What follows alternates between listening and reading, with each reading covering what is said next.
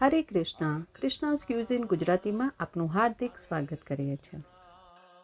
તો આજે આપણે ઠાકોરજી માટે બનાવવા જઈ રહ્યા છીએ કેક, અને આ કેક છે એ મેંગો રવા કેક છે.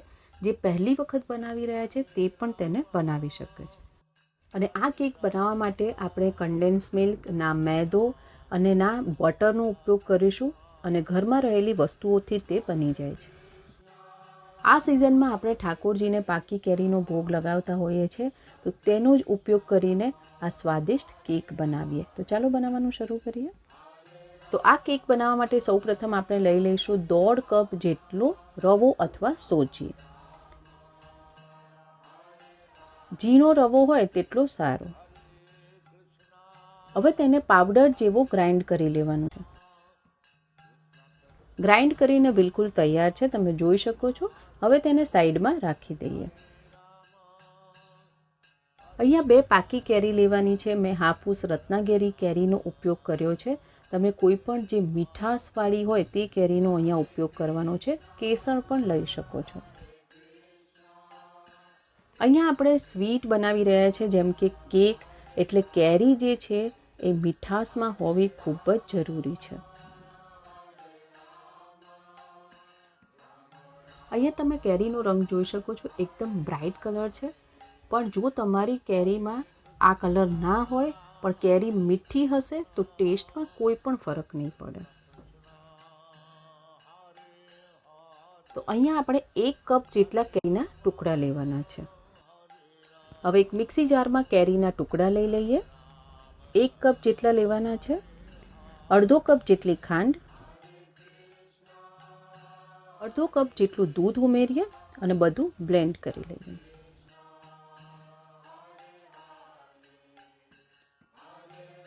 હવે આ જ્યુસ બિલકુલ તૈયાર છે, તેને સાઈડમાં રાખી દઈએ.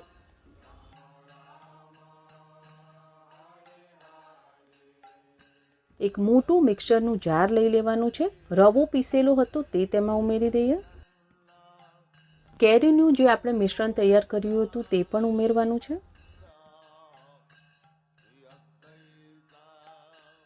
1/3 કપ જેટલું તેલ, અહીંયા મેં સનફ્લાવર ઓઇલનો ઉપયોગ કરેલ છે. હવે આ બધું જ બ્લેન્ડ કરી લઈએ. બેટર આપણું બિલકુલ તૈયાર છે. એક મિક્સિંગ બાઉલમાં નીકાળી દેવાનું છે. હવે આને ઢાંકીને 15 થી 20 મિનિટ માટે રાખી દઈએ. કેક બનાવવા માટે આ રીતે મોલ્ડ લઈ લીધું છે, અને તેને તેલથી ગ્રીસ કરી લઈએ. આ રીતે થોડોક મેદો છાંટી દઈએ, અને આ રીતે ડસ્ટિંગ કરવાથી કેક જે છે એ નીકાળતી વખતે ખૂબ જ આરામથી નીકળી જશે. અહીંયા 20 મિનિટ જેવો સમય થઈ ગયો છે. હવે તેમાં ઉમેરી દઈએ 5 કપ જેટલો બેકિંગ સોડા, 1 ચમચી જેટલો બેકિંગ પાવડર,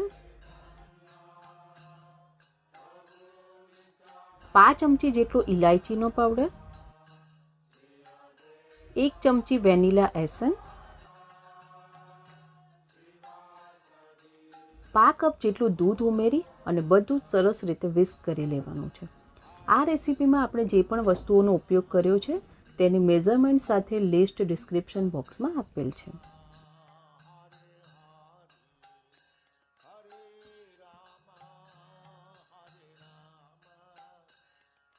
હવે કેકનું બેટર બિલકુલ તૈયાર છે.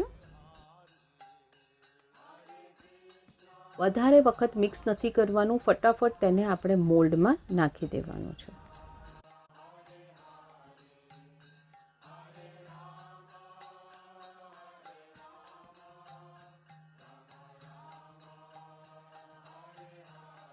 આ રીતે 3 વખત ટેપ કરવાથી અંદર જો હવા હશે તો નીકળી જશે.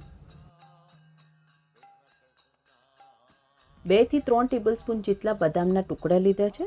તેમાં અડધી ચમચી જેટલો મેદો ઉમેરી દઈએ, મિક્સ કરી લઈએ. હવે ઉપરથી આ રીતે ગાર્નિશ કરી લઈએ.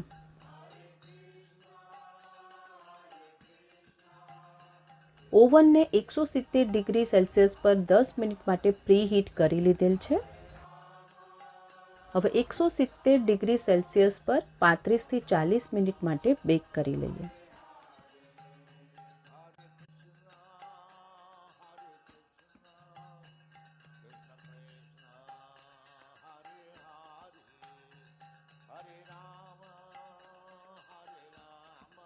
ચાલીસ મિનિટ થઈ ગઈ છે અને તમે જોઈ શકો છો કે કેક સરસ રીતે બેક થઈ ગઈ છે. તેને બહાર લઈ લઈએ. આવો ચેક કરી લઈએ તો કેક છે એ સરસ રીતે બેક થઈ ગઈ છે. હવે આ કેકને એકદમ ઠંડી કરી લેવાની છે. અડધી કલાક જેટલો સમય થઈ ગયો છે. અનમોલ્ડ કરી લઈએ.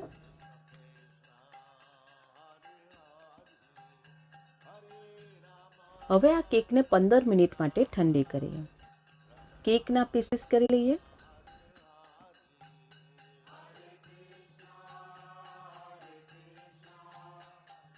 અહીંયા તમે જોઈ શકો છો કે કેકનો જે કલર છે અને તેની જે સ્પોન્જીનેસ છે એ ખૂબ જ સરસ આવી છે. તુલસી પત્ર પધરાવી અને ઠાકોરજીને ભોગ અર્પણ કરીએ. ઠાકોરજીને ભોગ લગાવી દીધેલ છે. જો તમને આવી પ્રસાદની રેસિપીઝ પસંદ આવતી હોય તો લાઇક, શેર, સબસ્ક્રાઈબ કરો અને બાજુમાં આપેલ બેલ આઇકોન પર ક્લિક કરો જેથી પ્રસાદની રેસિપીઝ તમને મળતી રહે.